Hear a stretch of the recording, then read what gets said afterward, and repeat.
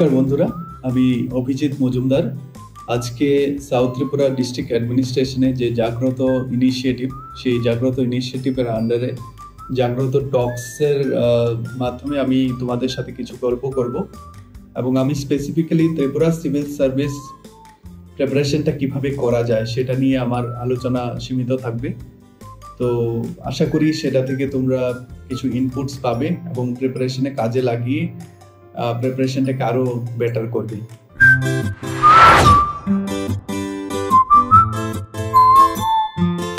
আমি বর্তমানে রূপাইছড়ি আরডি ব্লকের ব্লক ডেভেলপমেন্ট অফিসার হিসেবে কর্মরত আছি। আমি 2020 ত্রিপুরা সিভিল সার্ভিস ব্যাচের অফিসার। আমার স্কুলিং হয়েছিল উদয়পুর থেকে, উদয়পুর যেটি গোমতী ডিস্ট্রিক্টের হেডকোয়ার্টার। তো আমি স্কুলিং 10th অবধি করেছি উদয়পুর বিবেকানন্দ বিদ্যাপীঠ স্কুল থেকে। তারপর 12th করেছি Udaipur Ramesh higher secondary school থেকে।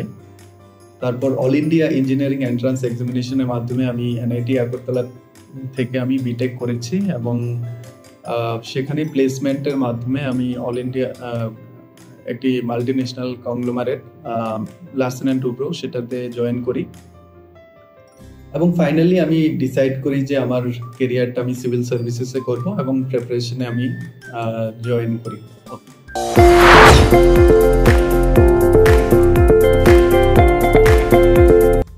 ত্রিপুরা সিভিল সার্ভিসেসের ব্যাপারে বলতে গেলে প্রথম যেটা কোশ্চেন আমি সবচেয়ে বেশি ফেস করি সেটা হচ্ছে সেলফ স্টাডি পসিবল কিনা। তো আমি বলবো যে সেলফ স্টাডি অবশ্যই পসিবল।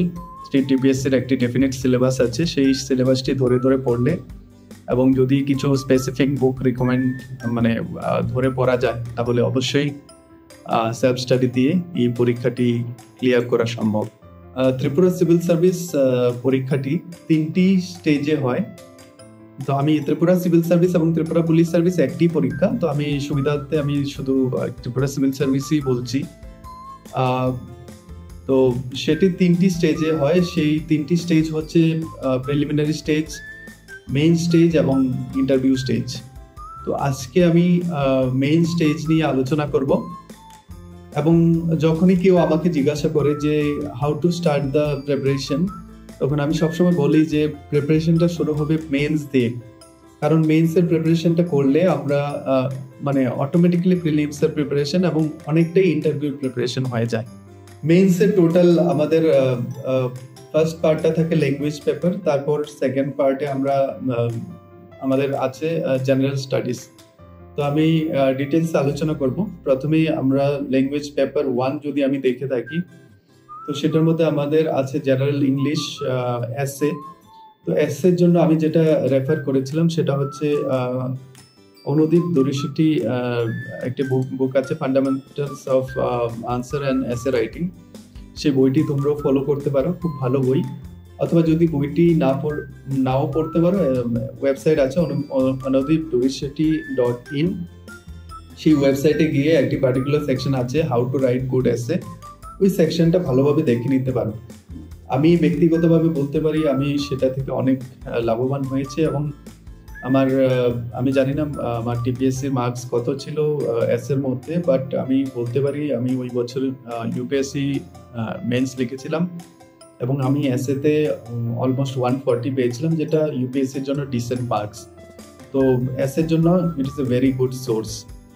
দেন রিপোর্ট রাইটিং যে কোনো ইউটিউব ভিডিও বা any of the internet sources থেকে তোমরা পেয়ে যাবে। Precis writing also it's very easy, YouTube বা যে কোনো ইন্টারনেট সোর্স থেকে তোমরা দেখে নিতে পারো। Then coming to paper 2 of language paper, তো এটার মধ্যে সেকশন 1 থাকে ইংলিশ কম্পোজিশন। তো এটার মধ্যে মেইনলি কিছু গ্রামেটিক্যাল ম্যাটার থাকে আর লেটার রাইটিং থাকে। তো গ্রামেটিক্যাল স্কুল জীবনে আমরা অনেক ধরনের বই পড়েছিলাম, নেসফিল হতে পারে বা রেন মার্টিন হতে পারে বা পিসি ধর বা পিসি দাস, তো যে কোনো একটা বই ইউ ক্যান রেফার। তারপর letter writing is very easy, দেখে নিতে পারো যে এটা আমরা করে থাকি স্কুল জীবনে। আর কিছু অফিসিয়াল লেটার দেখে নিও কিভাবে লিখে। দেন সেকশন 2 আমি সেকশন 2-র মধ্যে বেঙ্গলি ককবরক অথবা অল্টারনেটিভ ইংলিশ থাকে। তো আমি বেঙ্গলি ককবরক নিয়ে আমি কম্পিটেন্ট না, আমি যেহেতু প্রিপারেশন করিনি, তো আমি ডিসকাস করবো অল্টারনেটিভ ইংলিশ নিয়ে।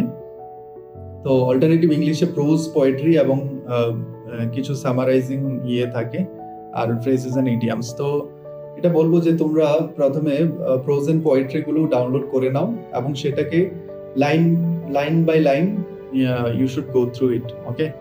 তারপর শর্ট নোট বানিয়ে নাও, ইউটিউব থেকেও হতে পারে বা অন্যান্য নেট সোর্স থেকে শর্টে মানে জিস্ট বা সামারি বানিয়ে নাও। আর পোয়েট্রির ক্ষেত্রে বলবো কিছু কিছু পোয়েট্রি খুবই easy to mug up.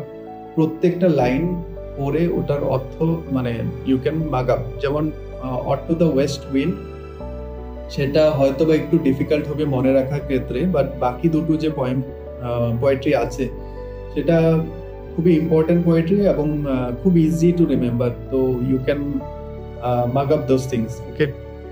Summary জানা থাকলে তুমি ইউ ক্যান আনসার এনিথিং। তো তেমন একটা সময় ইনভেস্টমেন্ট করতে হয় না এখানে, জাস্ট যদি সামারি জানা থাকে এবং পোয়েট্রি গুলো জানা থাকে ইউ ক্যান ইজিলি আনসার।